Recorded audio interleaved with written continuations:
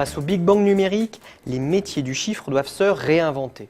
C'est l'une des grandes conclusions de l'étude Precepta sur l'audit et l'expertise comptable en France. Une profession qui doit aussi s'adapter au vaste mouvement de déréglementation qui la touche. Il s'agit dorénavant de mettre le client au centre de la stratégie, car la récente ouverture du capital des cabinets et l'autorisation du démarchage commercial sont synonymes de l'arrivée de nouveaux acteurs et d'accélération des pressions concurrentielles.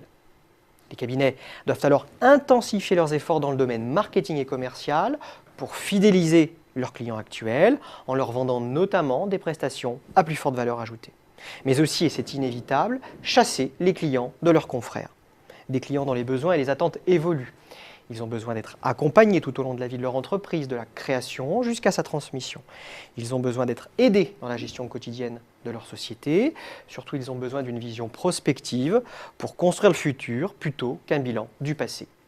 Mais trop peu de cabinets en prennent conscience. Conséquence, les missions d'audit et de comptabilité traditionnelles deviennent de simples commodités, surtout dans le contexte économique actuel où les entreprises cherchent par tous les moyens à réduire leurs coûts. Cela signifie que la concurrence se déplace sur le terrain des prix. Dans ce contexte, la diversification vers des prestations à plus forte valeur ajoutée, la réalisation de gains de productivité, ainsi que le travail sur la marque et l'identité constituent quelques-unes des problématiques stratégiques majeures pour les années à venir. Notre étude le confirme, les technologies numériques bouleversent le jeu concurrentiel et les business models. Et oui, le secteur entre dans la troisième révolution industrielle, celle que nous appelons chez Precepta économie avec un I, qui dérive de l'informatisation et qui va agir comme une lame de fond sur les métiers du chiffre. En réalité, les technologies numériques sont à la fois vecteurs d'opportunités et de menaces. Déjà, des cabinets online sont en plein essor. Je pense à ECL Direct, à Contact Clémentine ou à Socic. Des comparateurs se développent aussi, et bientôt, pourquoi pas, des marketplaces de type Amazon. Bref, la profession est aujourd'hui le lieu de multiples ruptures, notamment technologiques, qui favorisent l'arrivée de nouveaux acteurs. Ça signifie que son écosystème se complexifie, que les rapports de force évoluent et que le jeu concurrentiel se modifie. Notre étude propose à ce titre un éclairage complet des effets du numérique sur le secteur et propose en particulier différents scénarios d'évolution de la structure concurrentielle à l'aune des mutations du secteur. Les évolutions démographiques sont un autre facteur déstabilisant.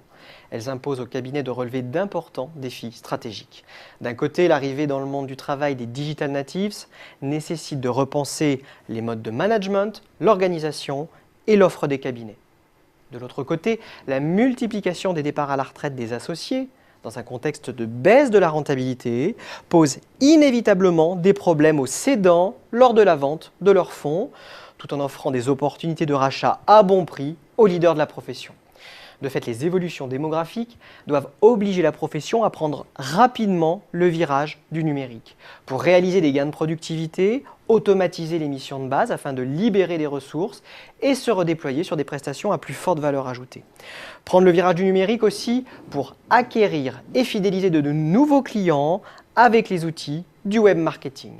Prendre le virage du numérique enfin pour maîtriser le coût de la relation client. Il s'agit au final de stopper le repli des marges et d'atténuer les pressions sur la valeur de cession des cabinets.